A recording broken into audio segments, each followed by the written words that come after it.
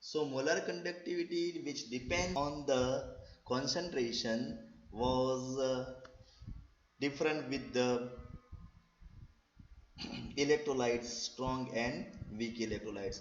For strong electrolytes, we talk that K it is increased slowly, but weak electrolytes it is strongly drastically, and that we cannot measure for the weak electrolytes. The limiting some new rule for the limiting conductivity to find out for the weak electrolytes, and to find the weak electrolytes limiting conductivity we have used Kohl-Ross law.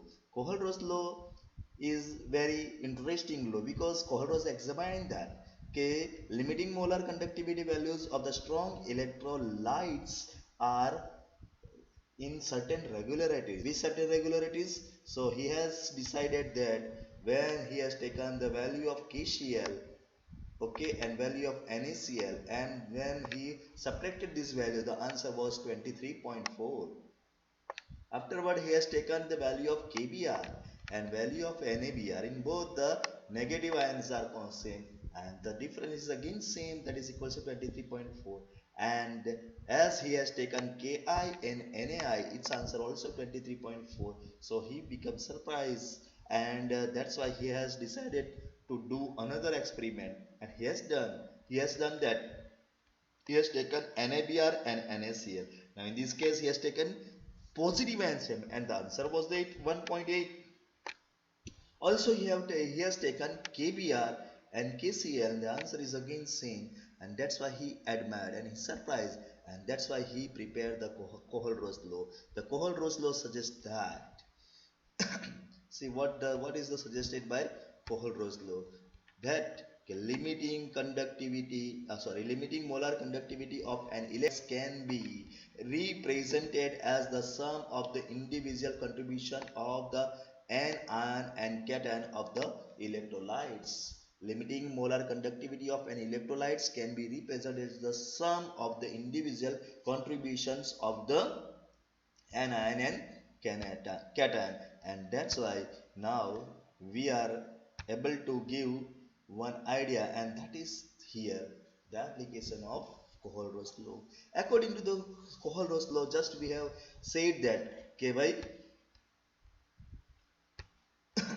limiting molar conductivity of electrolytes can be represented as the sum of the individual contributions of the anion and cation. So I have taken here one as a anion, okay, and sorry, cation, and lambda degree Cl minus as a cation, okay. So now both are taken.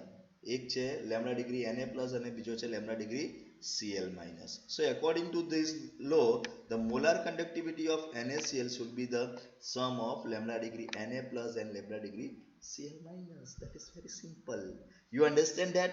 Okay, by lambda degree NaCl is nothing but the molar conductivity individual of Na plus Cl minus, and that was the law of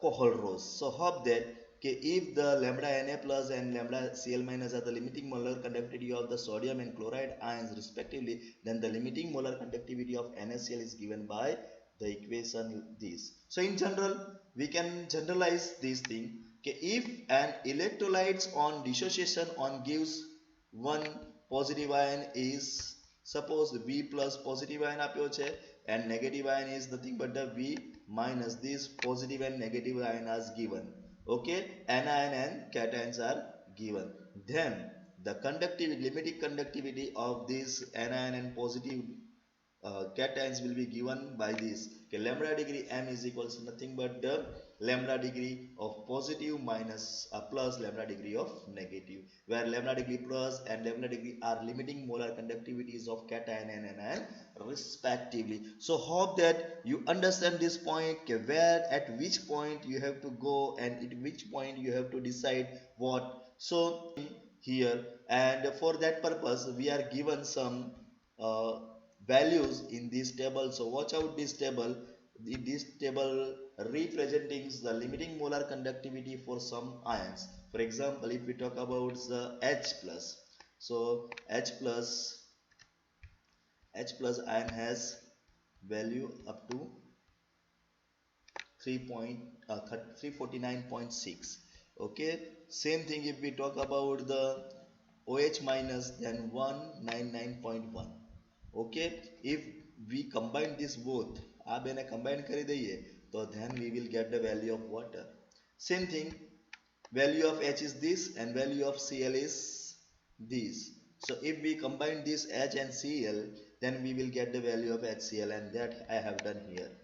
Okay, so this is the our portion to calculate के lambda degree lambda of HCl is equals to lambda degree H plus lambda degree Cl minus. Okay, now if we want to calculate same thing for MgCl2, what you have to do here, you are going to calculate, sorry, we are going to calculate the value of MgCl2. Then how you are able to calculate the MgCl2? MgCl2, this is the our formula, and how you are going to calculate the value of MgCl2, that I am going to show you. Okay, so how it will be happen, check out this. So here, dear students, Mg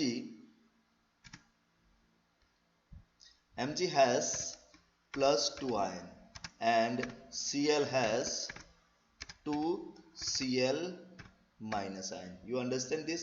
Mg ના તો કેટલા છે? plus 2 ion plus 2 છે એટલે Mg એક જ વાર છે. ઓકે, but Cl કેટલી વાર છે આપણા પાસે?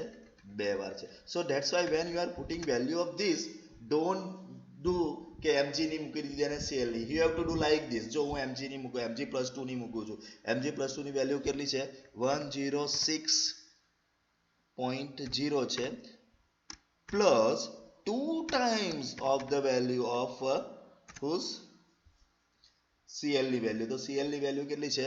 76.3. So that's why you have to take that 2 times.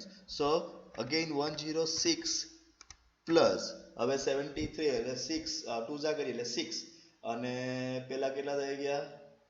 152.6. 152.6 આ બેને એડ કરો અને જે આન્સર આવે that will be your answer. So hope that કે don't panic out. આવા different value આપેલા છે તો તમારે according to this you have to go કે ભાઈ એનો આન્સર કેટલો આવી શકે. So this answer will be 258.6. This is the value of whom?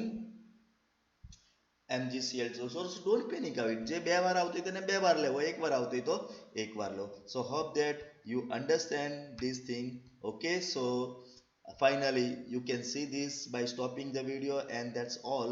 So this is the limiting molar conductivity.